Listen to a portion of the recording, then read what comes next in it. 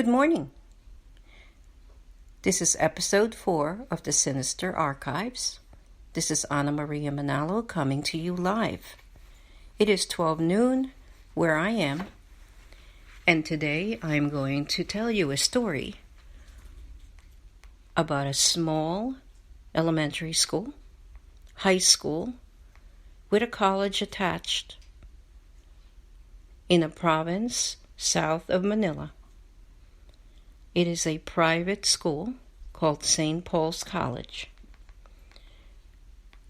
Within St. Paul's College, there is a small orphanage, and in that orphanage there are several students who work there during the long hours before school and after school, helping the elderly nuns. One of those students, who is also an orphan, who lives at the school in a dormitory in the back, is named Gwen. Gwen was around 11 years old at the time this event happened. Unlike the other students who paid tuition, Gwen and the other orphans helped nuns with chores. One of the chores that Gwen had was to carry trays of food back and forth from the elementary school's large canteen. The canteen had a huge department devoted to preparing meals for the teaching staff, the paying students, and the nuns in residence. Some were teachers, and some the elderly. Meal times were straddled between the elementary recess and lunch and the schedule for the secondary grades. Gwen was assigned to the canteen to pick up breakfast for the bedridden nuns before the school's opening, when teachers came for breakfast and dinner, after all the students and lay teachers were dismissed. At the end of the day, Gwen had the privilege of partaking of any cakes or snacks left from the college in the rear of the school, which had the best canteen. Schools in the Philippines had long days. Elementary and secondary students began at 6:45 a.m. so that the parents could drop them off prior to going to work. They could opt to go home for lunch, which was usually an hour and a half long, so that they could be attended by their grandparents and servants. Then they returned to school for the afternoon session and continued until 4:30 for the 1st to 7th grades. The high school students usually started and ended even later. Thus, Gwen's shift began early before sunrise, with the cleaning of the canteens, the feeding of the chickens, and tending the farm garden behind the college buildings, along with the other orphans. She stopped work to attend school with the other paying students, but began again at 6 p.m. after all the students had departed. One early morning, around 4 a.m., Gwen awakened in the dark dormitory and began her day.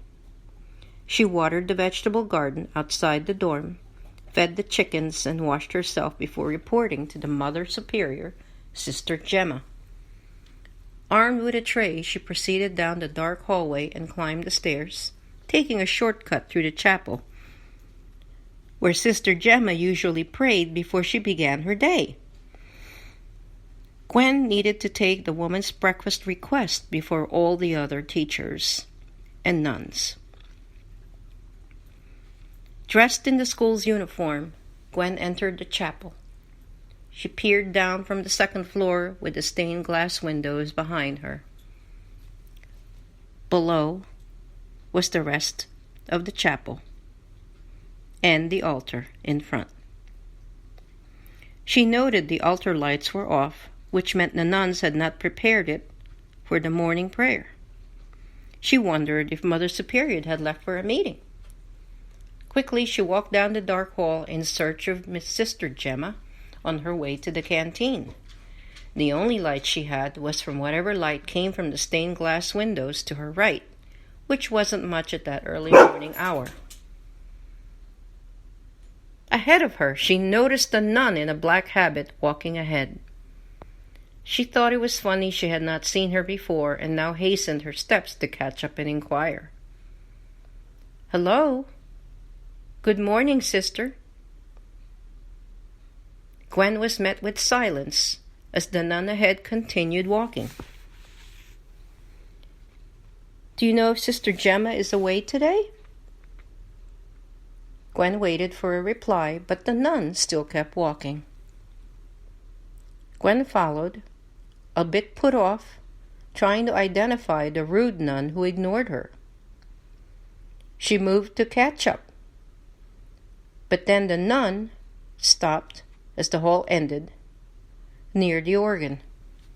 Gwen stopped, now noticing that the nun had no feet and was floating as she turned. Gwen stood in her tracks, and as the nun faced her, she realized there was no face inside the habit. Gwen was rooted to the spot. She dropped the tray and finally ran headlong for the exit door on the other side. News of the specter spread as more nuns encountered the silent nun who floated on the upper floor of the chapel. Later on, it was speculated by teachers who talked of the sighting in the faculty dining room that a young nun had jumped to her death into the lower chapel from that balcony. Reportedly, the nun was pregnant. Another event happened when the students in 7th grade happened upon the school cemetery all the way in the back beyond the college. This is where the elderly nuns were buried. So for next week, I will tell you the story about the cemetery. Thank you for listening. This is episode 4. This is Anna Maria Manalo for Sinister Archives.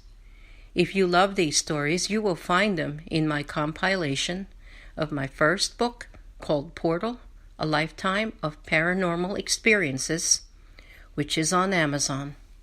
Follow me on Facebook and I will post it for your convenience.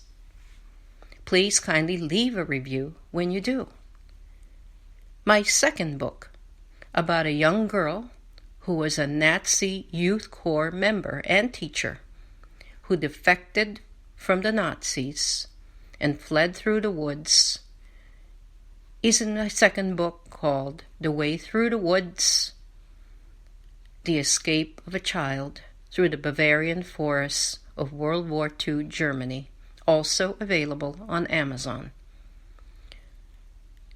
If you would like to subscribe, this podcast is available also on Spotify, Podchaser, Google Podcasts, Amazon Audible, as well as iHeartRadio and Spreaker. Thank you, and hope to see you next week. Bye-bye.